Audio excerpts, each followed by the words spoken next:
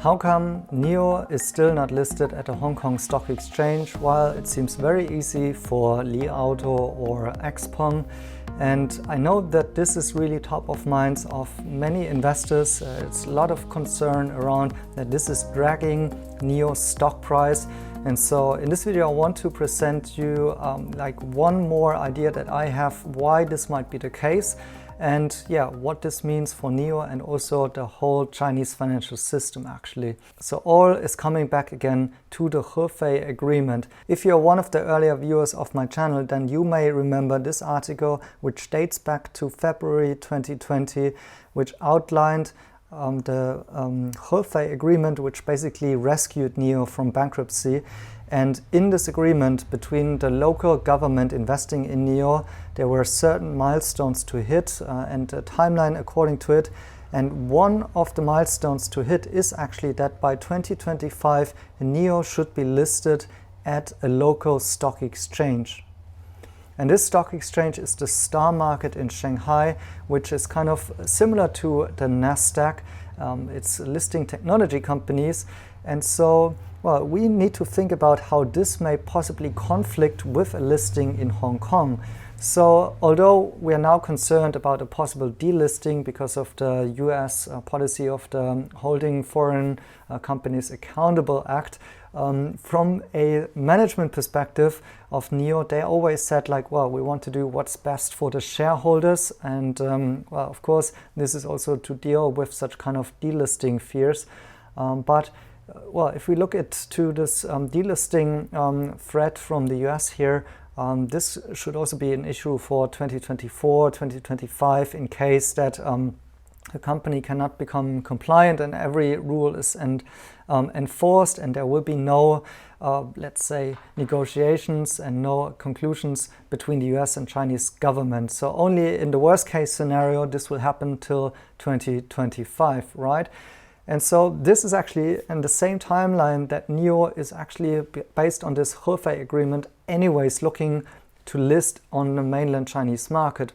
Now the latest development is actually that this market has now made many stock connects, meaning so Chinese investors can now start buying shares at the Hong Kong Stock Exchange, for example. That was the news that just boosted the share price of XPeng more than 10% this week because XPeng was included by this Stock Connect scheme. So mainland Chinese investors could actually start buying shares at Hong Kong, which was previously not possible. And there's also news around the Shanghai Star Market actually being connected to many other places like Germany, London, Switzerland, and who knows, maybe even other places. So wouldn't that be a great place for NIO to list if they have this issue anyways, and possibly be able to connect this to all of the other markets and thereby also making it possible for international investors to invest in NIO. And this of course would have the benefit that they only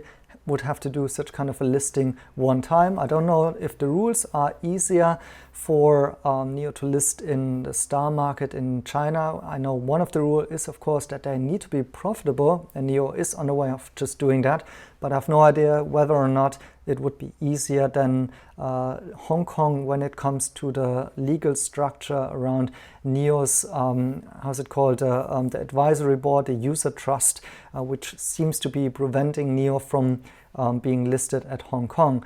But of course, the other way would be that NIO is listing in Hong Kong, so that would create more certainty for the delisting threat, and maybe it would be also great news. But on the other hand, it would also, of course, cause some dilution. And then again, if NIO wants to fulfill the mainland listing, once again, that's another listing on top of that, right?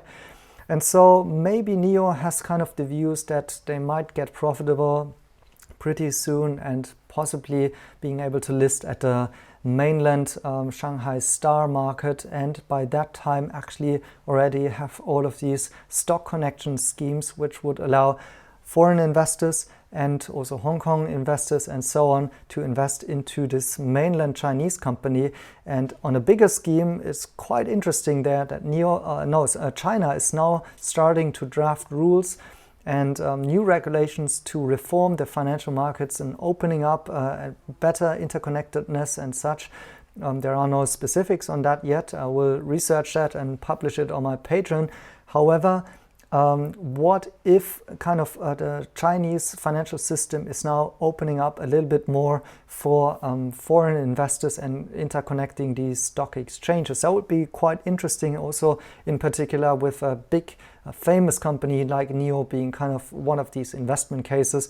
And interestingly here we see that China's SEC, so the CSRC, is now issuing regulations on the supervision of depository receipt business and the interconnection of domestic and overseas stock exchanges. And that might be an indication that even foreign companies may be able to issue their kind of ADRs, but in China, so similar to what companies are currently doing in the New York Stock Exchange.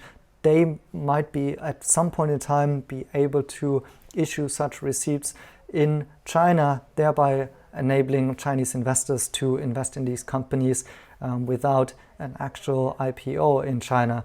So that's actually also quite interesting development there. And yeah, some second thoughts here around why possibly NIO is kind of moving slowly here perceived, or why they are maybe even waiting on the possibility of listing in Shanghai. So another idea, let me know what you think about it in the comments. I hope you find it insightful. Have a great weekend and see you in the next one.